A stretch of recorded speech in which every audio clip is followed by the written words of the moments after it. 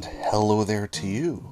Welcome to the Japan Game Junk Podcast. And today I'll explain a bit from a kind of, how do I put it? Reclusive seems wrong, but it's a store that I guess you really have to be a local to really find it. It's a store called the A2 Book Market. It's a very, very small chain. This one being the store in Misato City of Saitama. And this store, to be honest, used to be a lot better, but they've branched out not just from gaming stuff, but now into lots of general used items. So half the store is used clothing and baby toys and such, and so yeah, the selection, especially for older stuff, has gone down quite a bit. But previously I've gotten quite a bit there for the PC Engine and Sega Saturn and stuff, and that stuff is still there, but not quite what it used to be, and not quite the value it used to be. But still, let's talk a bit about the A2 Book Market in Misato City of Saitama. So, I guess the wait, never mind. I thought it was in Misato City, but it might be across the border, because now looking at the name of the shop, it is the Koshigaya Ozawa store. So, very well, I might be mistaken from saying Misato so much, but let's just keep going with it. So, in, I guess, Koshigaya City, my apologies, this is, like I said, a fairly reclusive shop, not really near any kind of station, just it's a local spot for the locals, I guess. So, in this store, some of the things that you might find include, first, a weird game called, what's this, Juve Quest?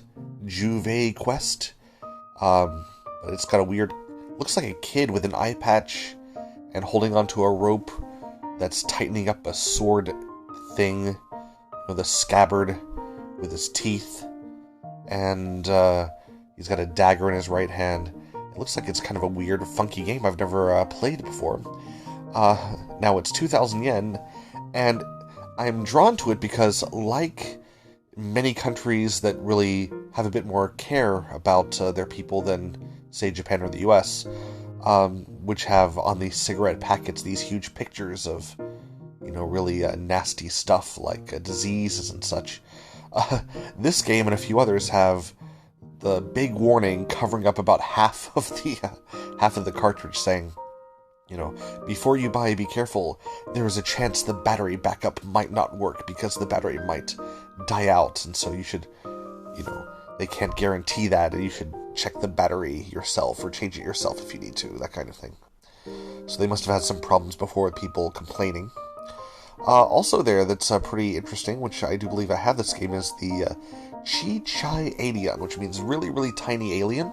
And it's one of those Game Boy games that has a battery, a AAA battery to put in for its rumble feature, as the Game Boy itself, or this is a Game Boy Color game, but by itself, it is not able merely to shake with the cartridge slot.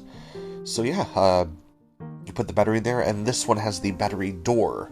It looks like it'd probably work, but it has the battery door missing, and thus it is very, very cheap at 800 yen. I have seen it for much more than that previously.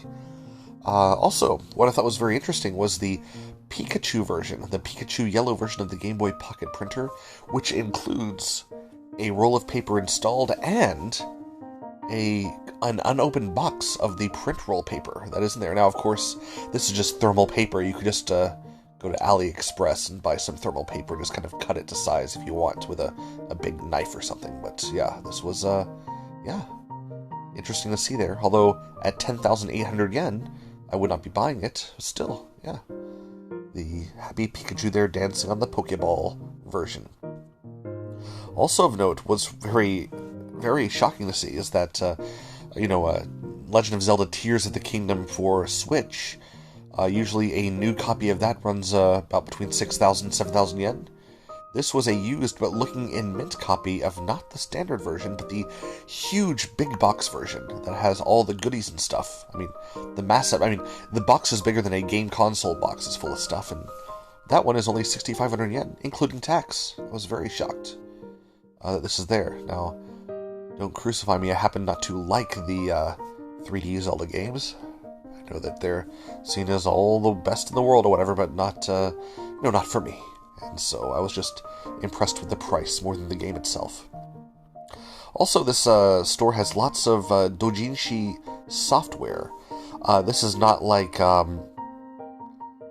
most doujinshi is, it's a kind of rip-off of popular comic characters, but it also just means like kind of homemade or homebrewed stuff, and so some PC games that they have there are pretty interesting, just on a CDR, but people, sell their own stuff, like Super Mario Land. No, this is Super Marisa Land, with kind of a witch-looking girl with a bag full of mushrooms on the front there, and these kind of games, they're usually very simple platform games or fighting games, and they're always very cheap. This one was 500 yen, and it looks very wacky. There are tons like that. Also at the store, the cheapest version I've seen recently of this, Jet Set Radio Future for the Xbox, 1,900 yen. It says it does have some rough parts on the manual, but that is a pretty good and classic game for a pretty cheap price. Also, the cheapest I don't even know if it might be the cheapest Neo Geo CD of a game that's complete. I was going to say non-fighting. Well, it is a fighting game, but I don't know, just King of Fighters 95? I think it's a pretty good one. But 800 yen, Neo Geo CD in perfect condition. I was very surprised. If I didn't have that and many other games, I would probably buy any Neo Geo game at that price. Also pretty cheap was Rent-A-Hero for Dreamcast for 2,500 yen. Usually it is quite a bit more. I'm sorry, Rent-A-Hero number 1, and that's the title. It's a pretty good game. And it's very interesting, not just for the game itself, but also the box art. And so, there's a comic on the back. I will explain the comic. Superhero, panel 1, superhero posing. Panel 2, this weird guy is chasing down a girl who is yelling out, "Help me." And then, as she is kind of pushing away this guy, trying to grab her, probably molest her, below that there's a weird superhero woman on a cordless phone, not a cell phone, saying, "You should call Rent-A-Hero if you need help. The price is very reasonable." And then, next panel is the guy saying, "Oh, I'll get there right now." And this guy, he's carrying his instant ramen that he's been cooking when he got the call. And he runs in the frame with the instant ramen in his hand and the chopstick in his mouth, and he punches the bad guy trying to fondle the girl, and it says "punch" underneath the punch. And then it has like a panel from the game itself, like a screenshot. And then it says this girl is coming up to this guy, and she's like, "Thank you very much." And she's got this heart coming out of her face, because she clearly now loves this guy, although then she's waving goodbye and he's eating his ramen. And then it's that girl with the phone before, and it says at the bottom right, "Try Rent-A-Hero if you ever in trouble." Just like that. Try Rent-A-Hero if you ever in trouble. It's a beautiful comic. Also beautiful was the Idolmaster, which is, now it's more popular for its animation in CDs, but started out as a game, and it was a pretty good game for Xbox 360, and in the arcade as well in Japan, and you can get a model where you can rebuild the arcade cabinet of Idolmaster, little miniature scale there, for 5,500 yen used. That thing was expensive. Also, they have little Final Fantasy 16 figurines, blind boxes for 500 yen each, if you like that stuff. And a little Animal Crossing, Dobutsu no Mori spoon. Looks like it's a shovel, like from the game. 800 yen. It's very cute. Anyway, it does have like a lot of interesting things in there, but I can't get over how much it is not as good as it used to be. Sorry about that. But still, if you find it and you go by, it's worth a drop in. And, yeah, there you go.